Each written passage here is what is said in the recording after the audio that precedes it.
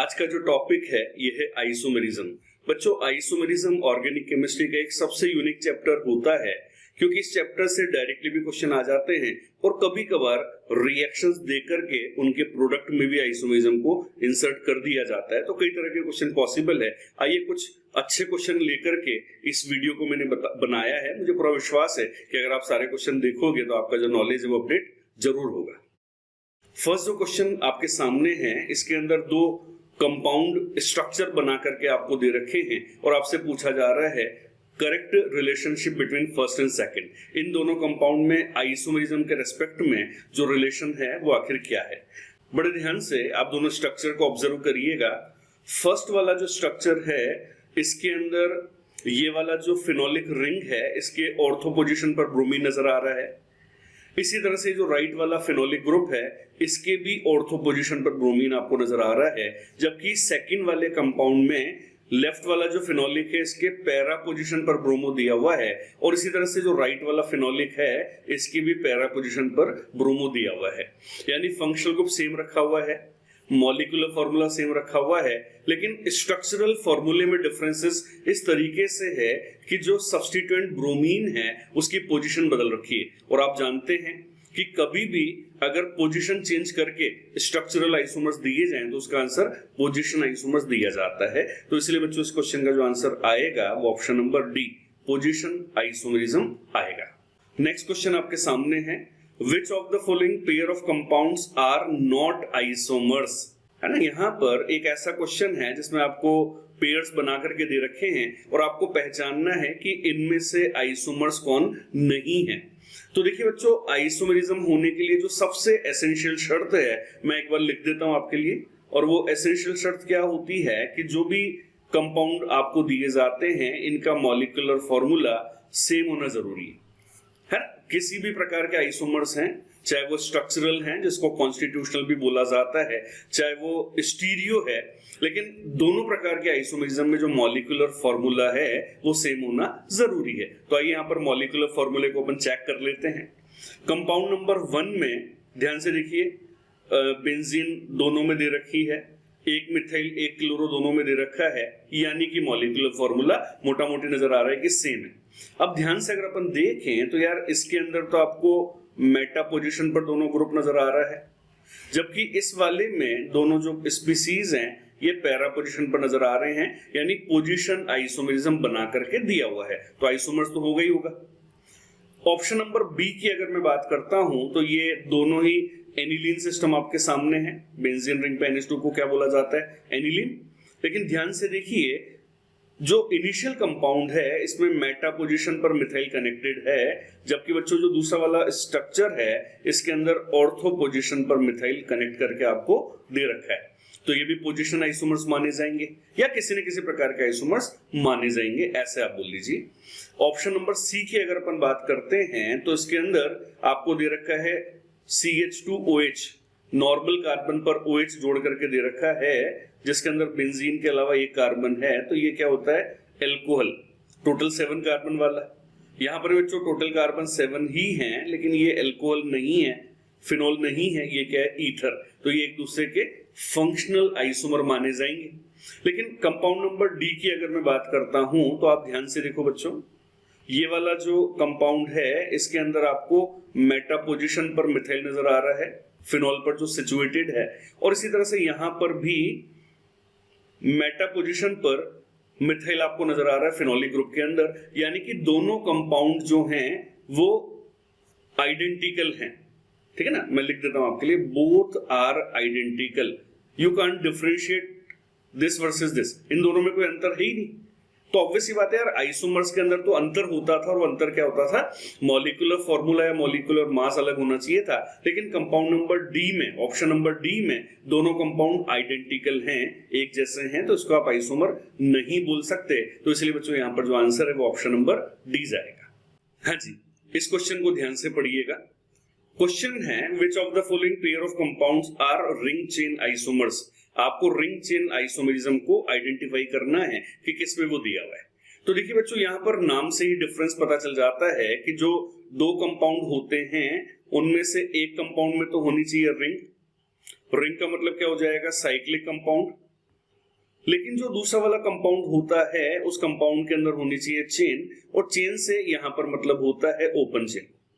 ठीक है बच्चों, तो ये इस प्रकार की यूनिक आइसोमेरिज्म होती है जिसके अंदर ओपन चेन कंपाउंड के सामने साइक्लिक कंपाउंड दिया जाएगा, और उसके अलावा एज यूजुअल जैसे ऊपर वाले क्वेश्चन में भी हम बात कर रहे थे कि molecular formula must be same, molecular formula same होना ही चाहिए। आइए चेक कर लेते हैं। पहले वाले कंपाउंड में एक ओपन चेन सिस्टम है और दूसरे वाले कंपाउंड में साइक्लिक सिस्टम है, लेकिन बच्चों यहां पर अगर आप मॉलिक्यूलर फॉर्मूला काउंट करोगे ना तो दो हाइड्रोजन का डिफरेंस आपको नजर आएगा, इसलिए अपन इसको रिंग चेन आइसोमर्स नहीं मान सकते, बल्कि ये तो आइसोमर्स ही नहीं है। कंपाउंड नंबर बी में दोनों ही साइक्लिक कंपाउंड हैं, तो again ring chain is not possible.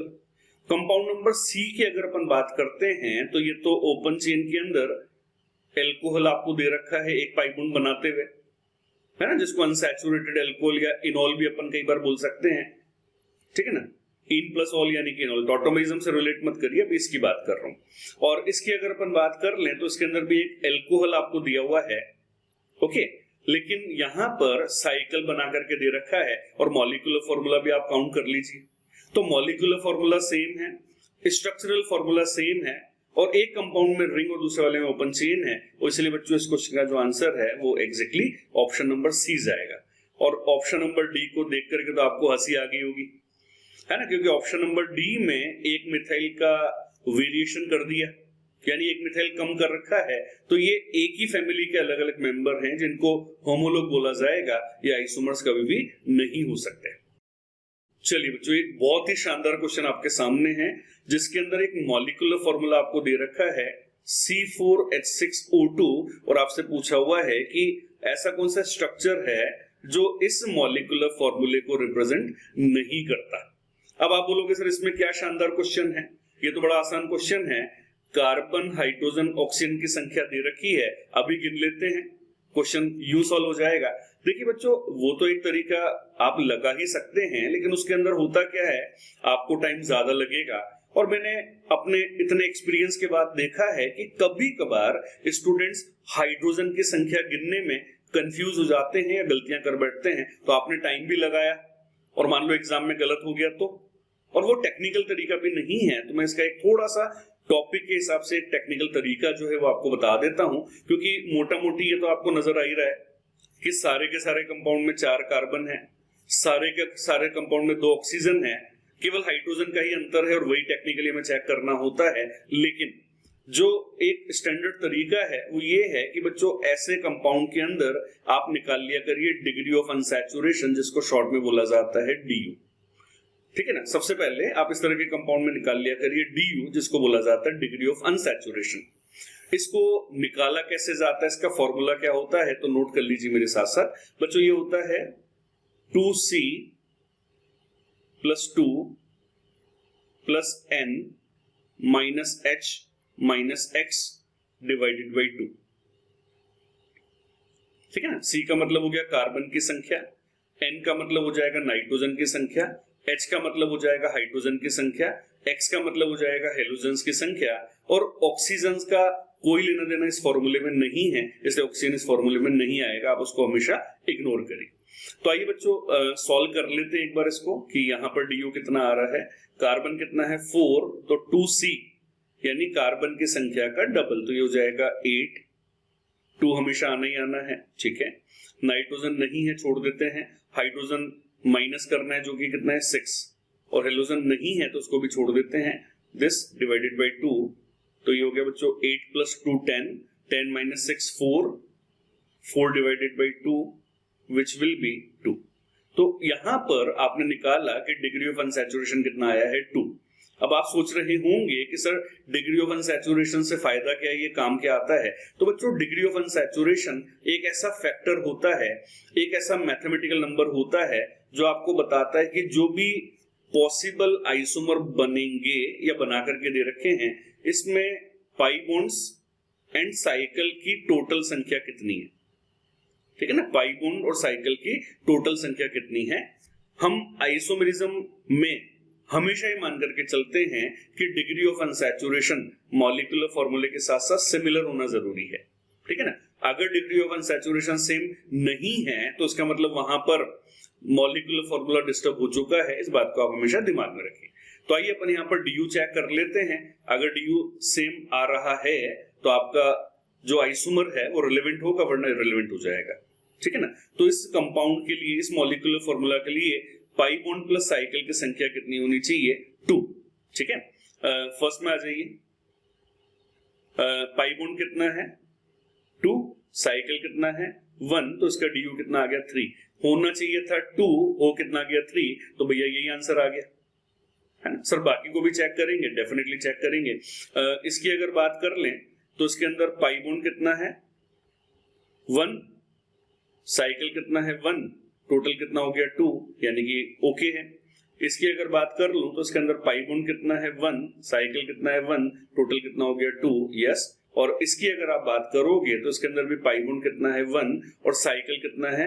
1। Total कितना हो गया? 2। ठीक है बच्चों। तो इस DU के बिहाफ पर हमने पहचान लिया कि जो ऑप्शन नंबर A है उसके अंदर मॉलिक्यूलर फॉर्मूला सेटिस्फाइड अल्टीमेटली नहीं होगा, इसलिए ये रॉन्ग स्ट्रक्चर मानी जाएगी या रॉन्ग आइसोमर माना जाएगा। हाँ जी, नेक्स्ट क्वेश्चन पे आइएगा। Which type of isomerism is shown by this and this? दो बड़े बड़े कंपाउंड आपके सामने हैं और आपके सामने पूछा जा रहा है कि इसमें किस प्रकार की आइसोमेरिज्म होगी। और ऑप्शन को ध्यान से देखोगे तो इसके अंदर आपको स्टीरियो आइसोमेरिज्म में ज्योमेट्रिकल भी दे रखा है और स्ट्रक्चरल आइसोमेरिज्म के 3 ऑप्शन दे रखे हैं। तो देखिए बच्चों, हमेशा ध्यान रखिए, एज अ चेक पॉइंट अगर मैं आपको बताऊं तो आइसोमेरिज्म के क्वेश्चंस को आपको करना कैसे है, क्योंकि मैंने कई बार देखा है कुछ बच्चे फटाफट से स्टीरियो पे चले जाते हैं, जो कई बार आपका आंसर सिली मिस्टेक करवा सकता है, जो आपको एडवाइस नहीं करूंगा। तो सबसे पहले कभी भी आइसोमेरिज्म का आप क्वेश्चन करें तो आप सबसे पहले उसका मॉलिक्यूलर फॉर्मूला चेक करें। Obviously that should be same. Molecular formula check करने के बाद बच्चों उस कंपाउंड का आपको चेक करना होता है स्ट्रक्चरल फॉर्मूला, है ना, जिसको कॉन्स्टिट्यूशन ऑफ द मॉलिक्यूल भी बोला जाता है। अब बच्चों ये चेक करना क्यों जरूरी है? क्योंकि अगर आपके सामने ऐसे कंपाउंड हैं जिनका मॉलिक्यूलर फॉर्मूला सेम है लेकिन स्ट्रक्चरल फॉर्मूला डिफरेंट है, ओके, तो उस प्रकार के आइसोमर्स को अपन स्ट्रक्चरल आइसोमर्स मान के चलेंगे, जिसमें metamerism, tautomerism, functional isomerism, chain isomerism, position isomerism या रिंग चेन आइसोमेरिज्म आ जाती है। लेकिन अगर आपके सामने ऐसे कंपाउंड दे रखे हैं जिनका स्ट्रक्चरल फॉर्मूला भी सेम है, मॉलिक्यूलर फॉर्मूले के साथ साथ स्ट्रक्चरल फॉर्मूला भी सेम है, तो वहां पर आपको चेक करना होता है कॉन्फ़िगरेशन। ठीक है ना। अब कॉन्फ़िगरेशन अगर आप GI के हिसाब से बोलोगे तो ऑब्वियसली सिस ट्रांस हो जाएगा या EZ हो जाएगा। ऑप्टिकल के हिसाब से बोलोगे तो डेक्स्ट्रो लेवो या RS हो जाएगा। लेकिन इसको सबसे लास्ट में आपको चेक करना चाहिए, क्योंकि स्टीरियो आइसोमेरिज्म के अंदर मॉलिक्यूलर फॉर्मूले के साथ साथ स्ट्रक्चरल फॉर्मूला सेम होना जरूरी होता है। तो आइए बच्चों, इसी प्रायोरिटी से आप यहां भी चले और हमेशा चलें। अभी जो कंपाउंड आपके सामने है, इसके अंदर अगर मैं फंक्शनल ग्रुप की अगर बात करता हूं तो बच्चों फंक्शनल ग्रुप मुझे नजर आ रहा है एस्टर। ठीक है जी, फंक्शनल ग्रुप मुझे नजर आ रहा है एस्टर, दोनों कंपाउंड्स के अंदर। बढ़िया बात है।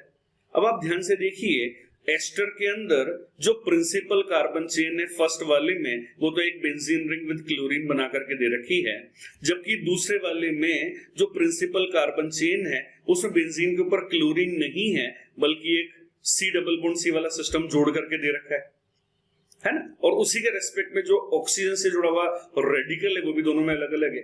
यानी यहां पर दोनों कंपाउंड का जो कॉन्स्टिट्यूशन है या स्ट्रक्चरल फॉर्मूला है वो डिफरेंट है। यस, दोनों कंपाउंड का स्ट्रक्चरल फॉर्मूला डिफरेंट है। तो बच्चों ज्योमेट्रिकल आइसोमेरिज्म या किसी भी प्रकार के स्टीरियो आइसोमेरिज्म यहां पर नहीं हो सकती। अब इसके अलावा बच्चे कुछ जो स्ट्रक्चरल की पॉसिबिलिटीज है उसके हिसाब से अगर बात करूं तो फंक्शनल बोलना गलत हो जाएगा, क्योंकि दोनों में एस्टर आपको दे रखा है।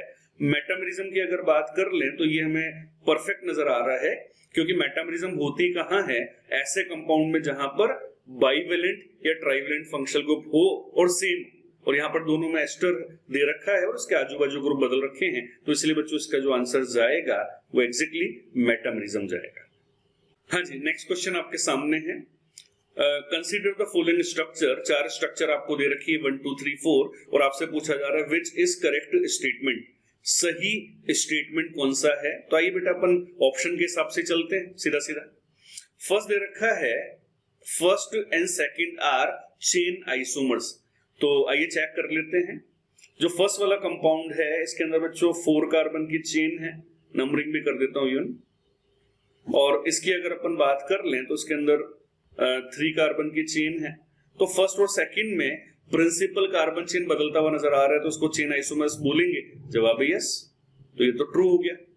इसका बोला हुआ है first and third are functional isomers. भैया फर्स्ट वाले में तो ओपन चेन कंपाउंड है जिसके अंदर pi bond as well as cycle नहीं है, तो इस फर्स्ट वाले का डीयू अभी बताया था ना, डिग्री ऑफ अनसैचुरेशन, जिसमें पाई बॉन्ड प्लस साइकिल का सम करना होता है। तो पाई बॉन्ड भी 0, साइकिल भी 0, तो डीयू कितना हो जाएगा 0। जबकि थर्ड की अगर अपन बात कर लें तो इसमें तो साइकिल 1 है, तो पाई प्लस साइकिल कितना हो जाएगा 1। कहने का तात्पर्य ये है कि फर्स्ट एंड थर्ड का जो मॉलिक्यूलर फॉर्मूला है वो डिफरेंट है, और अगर मॉलिक्यूलर फॉर्मूला डिफरेंट है तो ये आइसोमर हो नहीं सकते, तो इसको अपन क्रॉस करेंगे।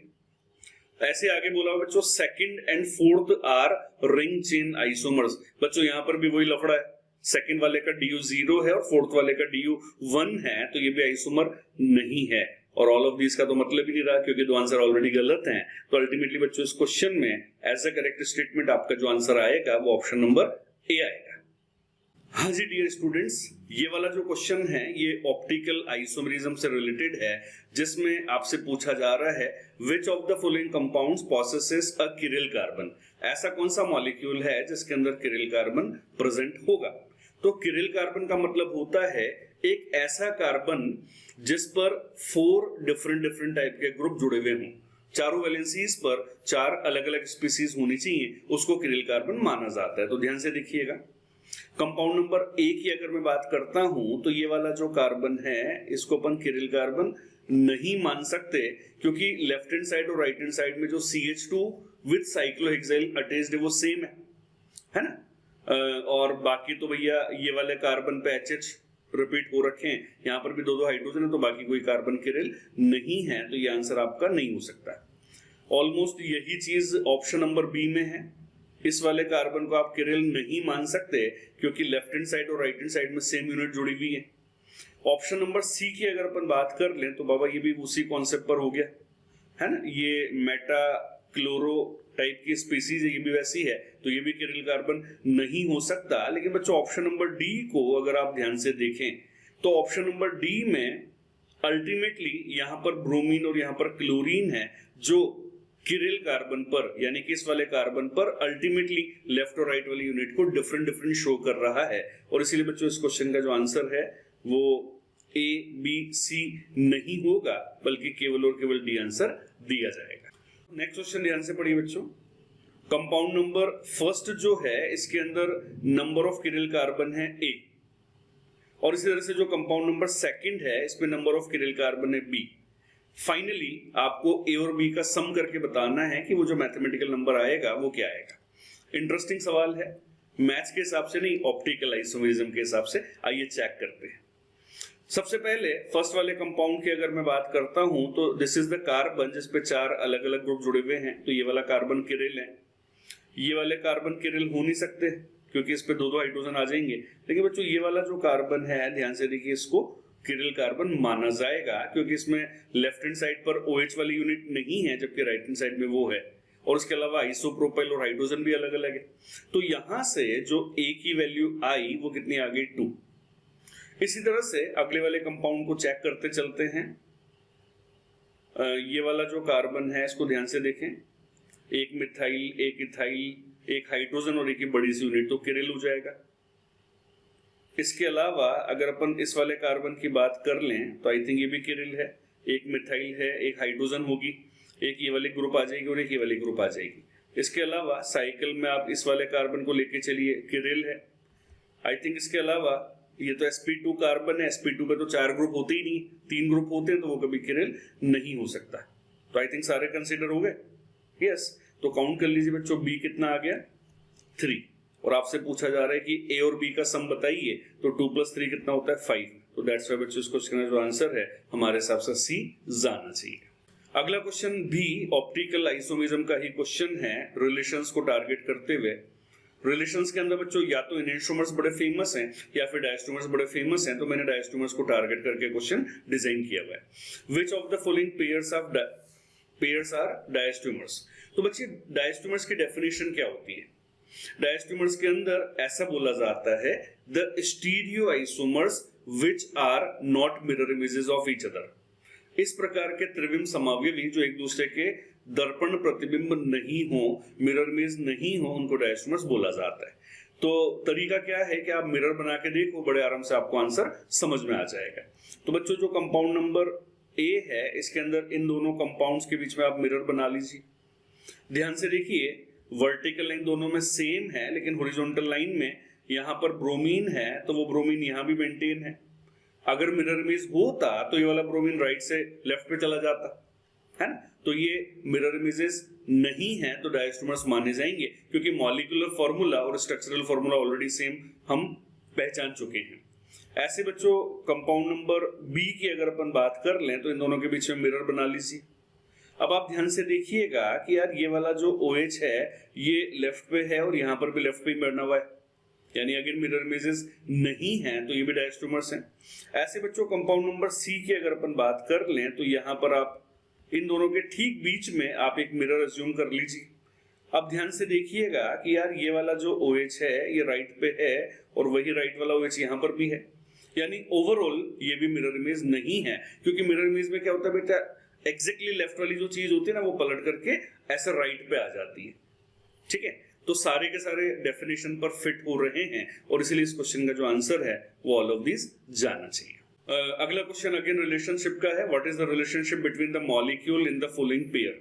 दो 6 कार्बन वाली स्ट्रक्चर आपके सामने है और आपसे रिलेशन यहां पर पूछा जा रहा है। अब बच्चों यहां पर भी डेफिनेटली अपन मिरर बना करके देखते हैं, लेकिन एक बात को आप ध्यान से देखिए, यहां पर CHO ऊपर की तरफ है तो यहां पर तो CHO ऊपर नहीं है, तो आप अगर सीधे सीधे इनके बीच में मिरर बनाओगे ना तो वो जस्टिफाइड नहीं है। तो यहां पर आपको थोड़ा सा ऑप्टिकल के जो फंडे होते हैं उनको सोच करके अप्रोच करना पड़ेगा। तो मैं क्या एडवाइस कर रहा हूं बच्चों कि जो सेकंड वाला कंपाउंड है ना, जो सेकंड वाला कंपाउंड है इसमें 180 डिग्री का रोटेशन आप करके देखें। सेकंड वाले को सपोज आप 180 डिग्री से घुमा रहे हैं, आप समझना बच्चों ध्यान से, सेकंड वाले को 180 डिग्री से घुमाने का मतलब ऊपर वाला नीचे, नीचे वाला ऊपर, दाएं वाला बाएं, बाएं वाला दाएं, और अगर डायगोनली है तो उसमें भी ध्यान रखिएगा कि यहां वाला एग्जैक्टली वहां जाएगा, 180 डिग्री पे जाएगा। तो ध्यान से देखिए बच्चों, जैसे ही आप सेकंड वाले को 180 डिग्री से घुमाओगे ये वाला OH यहां आ जाएगा, ये वाला H यहां आ जाएगा, लाइक दैट। तो जैसे ही 180 डिग्री से घुमा करके देखोगे तो आपको नजर आएगा कि यार ऐसी ही स्ट्रक्चर बनेगी, है ना। देखो ध्यान से, ये वाले दोनों OH जो हैं ये यहाँ आएंगे, है ना। पूरा अज्यूम करो उसको, दिक्कत आए तो आप एक पेपर में लिख करके उसको ऐसे पेपर को घुमा लिया करिए। तो जैसे ही 180 डिग्री से रोटेट करके आप फर्स्ट वाले से कंपेयर करोगे तो आपको ऐसे नजर आ जाएगा कि ये दोनों तो सेम है, एक दूसरे के सुपर इम्पोजेबल इमेजेस हैं। और अगर सेम है तो ऑब्वियस सी बात है बेटा, दोनों आइडेंटिकल माने जाएंगे, होमोमर्स माने जाएंगे, एक समान स्पीसीज माने जाएंगे। तो आपका यहां पर जो आंसर है वो आइडेंटिकल या होमोमर्स दिया जाएगा। हाँ जी, अगले क्वेश्चन को ध्यान से देखिए बच्चों, which type of isomerism in the following pair. वैसे तो ऐसे क्वेश्चन आसान होते हैं क्योंकि ये स्ट्रक्चरल आइसोमेरिज्म का नहीं बल्कि स्टीरियो का क्वेश्चन लग रहा है और इसके अंदर आपको न्यूमैन प्रोजेक्शन फॉर्मूला भी बना करके दे रखा है, बट फिर भी अपन एक्यूरेसी से चलें। तो ध्यान से देखिए बेटा, ये वाला जो कार्बन है इसको बोला जाता है फ्रंट कार्बन, जिस पर 3 हाइड्रोजन कनेक्टेड है। ओके, उसी तरीके से यहां पर भी जो फ्रंट कार्बन है उस पर 3 हाइड्रोजन कनेक्टेड है। ओके, इसके अलावा ये जो रेड कलर का सर्कल है इसका मतलब हो जाता है बैक साइड कार्बन, यानी कि पीछे वाला कार्बन, इस पे एक मिथाइल और एक हाइड्रोजन जुड़ा हुआ है। ठीक है, यहां पर राइट साइड में अगर आप देखें तो एक मिथाइल एक हाइड्रोजन जुड़ा हुआ है, यानी कि मॉलिक्यूलर फॉर्मूला सेम है, स्ट्रक्चरल फॉर्मूला भी सेम है। अब अरेंजमेंट की अगर मैं बात कर लूं तो बेटा इन दोनों के बीच में जो एंगल है θ1 वो इतना सा है, और वही एंगल इन दोनों के बीच में अगर आप देखोगे तो वो रिलेटिवली बड़ा है। ठीक है ना, तो θ1 और θ2 बरोबर नहीं है, सेम नहीं है, यानी इसके अंदर फ्री रोटेशन करके जो अरेंजमेंट होती है जिसको अपन कन्फर्मेशनल आइसोमरिज्म बोलते हैं उसको बदल रखा है, और इसलिए बच्चों इस तरह के जो आइसोमर है उसको रोटेशनल आइसोमर्स या कन्फर्मेशनल आइसोमर्स नाम दिया जाता है। तो दैट्स व्हाई आपका जो आंसर है वो ऑप्शन नंबर ए होगा। हाँ जी बच्चों, आज की वीडियो का लास्ट क्वेश्चन आपके सामने है, which of the following is the most stable कन्फर्मर of cyclohexane, है ना। एक बढ़िया बात है कि यहाँ पर केवल नाम नहीं दे रखे हैं बल्कि जो अरेंजमेंट होता है वो भी बना करके आपको दे रखा है, तो इसके अंदर पहचानना मेरे ख्याल से आसान है। तो हमेशा ध्यान रखिए बच्चों, साइक्लोहेक्सेन के जो कन्फर्मर्स होते हैं इनमें सबसे ज्यादा स्टेबल अरेंजमेंट माना जाता है चेयर।